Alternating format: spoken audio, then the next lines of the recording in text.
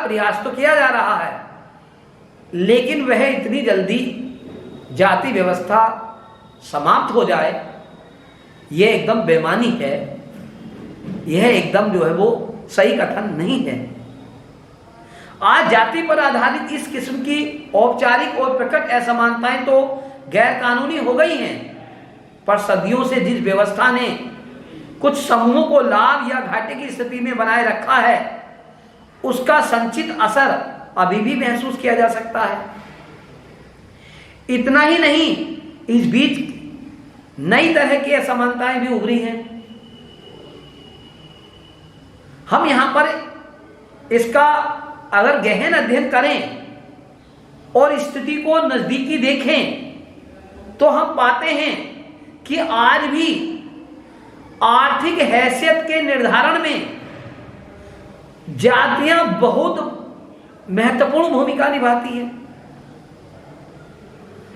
आज भी जो है आप देख सकते हैं कि ऊंची जाति के लोगों की आर्थिक स्थिति सबसे अच्छी है।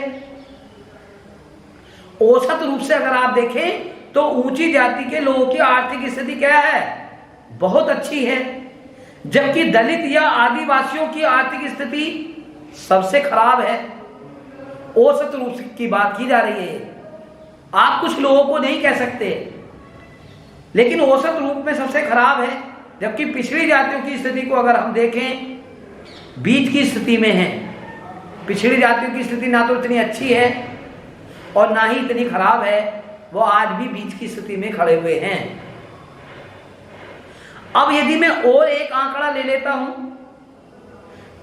ऊंची जातियों में गरीबी का प्रतिशत जो है वो सबसे कम है। ऊंची जातियों में गरीबी का जो प्रतिशत है वह सबसे कम है। इसी हिसाब से हम पिछड़ी जातियों में देखें कि उनकी स्थिति जो है वो बीच की स्थिति है। जबकि अगर हम इस मसले में जो निचली जातियां हैं उनका अध्ययन करें तो वहां बड़ी संख्या में गरीब लोग पाए जाते हैं। यानी कि गरीबी के दृष्टिकोण से भी अगर हम देखें तो आज भी, जबकि जाति व्यवस्था धीरे धीरे समाप्त की जा रही है, लेकिन वह समाप्त नहीं हो रही है, फिर भी ऐसी स्थिति में भी अगर हम समाज के तीनों वर्गों का अध्ययन करें तो आज भी वही स्थिति दिखाई देती है जो पहले दिखाई देती थी। हर जाति में गरीब लोग हैं, पर भारी दरिद्रता में जीवन बसर करने वालों में ज्यादा बड़ी संख्या सबसे निचली जातियों के लोगों की है। इसमें कहीं भी कोई संदेह नहीं है कि प्रत्येक जाति में गरीब लोग हैं, चाहे वो उच्च जाति के लोग हों, चाहे निम्न जाति के हों या पिछड़ी जाति के हों, सभी में गरीब हैं। लेकिन गरीबों की संख्या आज भी पिछड़ी जाति में सबसे ज्यादा है, सामान्य जाति में कम है, और पिछड़ी जातियां हैं उनमें बीच की स्थिति आज भी देखने को मिलती है। ऊंची जातियों में गरीबों का प्रतिशत जो है, जैसा कि मैं बता रहा था, सबसे कम है। इस मामले में भी पिछड़ी जातियों के लोग बीच की स्थिति में देखने को मिलते हैं।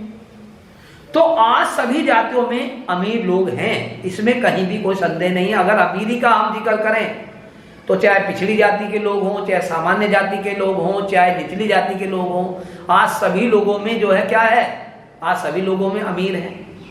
क्यों? क्योंकि जहां पर शिक्षा का प्रचार और प्रसार हुआ है, जहां पर शिक्षा से लोग लाभान्वित हुए हैं, वहां सभी वर्गों में जो है वो लोग धनी हैं। पर यहां भी ऊंची जाति वालों का अनुपात जो है वो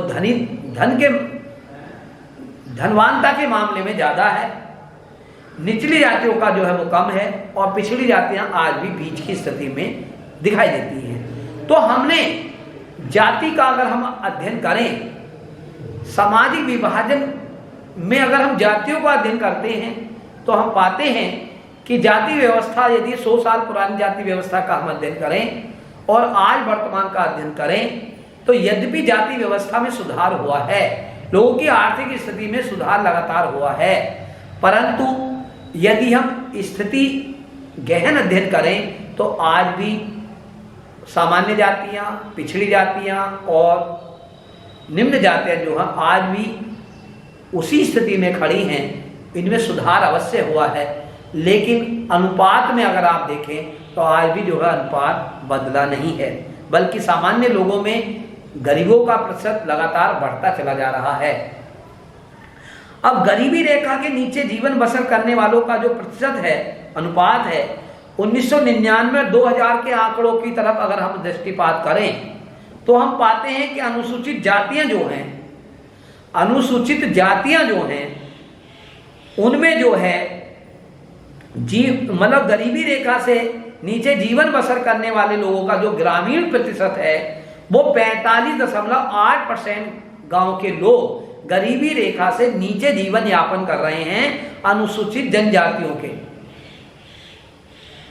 जबकि शहरी क्षेत्रों में अनुसूचित जनजातियों के लोग जो गरीबी रेखा से नीचे जीवन यापन कर रहे हैं, यानी कि वो है 35.6%।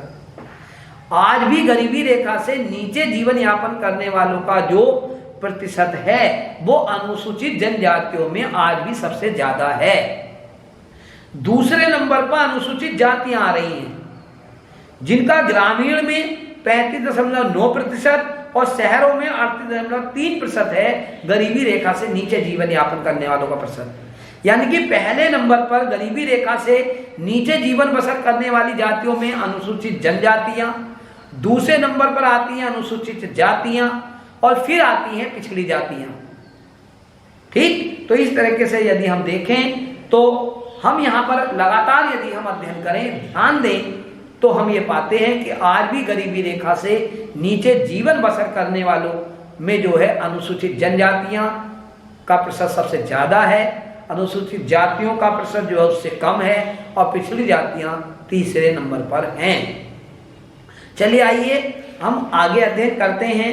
राजनीति में जाति की अगर हम और बात करें और इसका गहनता से अगर हम अध्ययन करें कि राजनीति में जातियों का क्या स्थान है, क्या स्थिति है, उसकी हम बात करते हैं तो सांप्रदायिकता, जैसा कि जाति के आधार पर समाज अनेक संप्रदायों में बढ़ जाता है, तो सांप्रदायिकता की तरह जातिवाद भी इस मान्यता पर आधारित है कि जाति ही सामाजिक समुदाय के गठन का एकमात्र आधार है।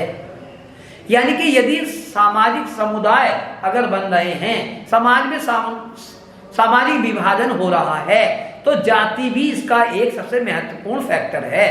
यानी कि जाति के आधार पर भी सामाजिक विभाजन हो रहा है और वर्तमान समाज में तो आज भी सबसे ज्यादा देखने को मिलता है। और राजनीति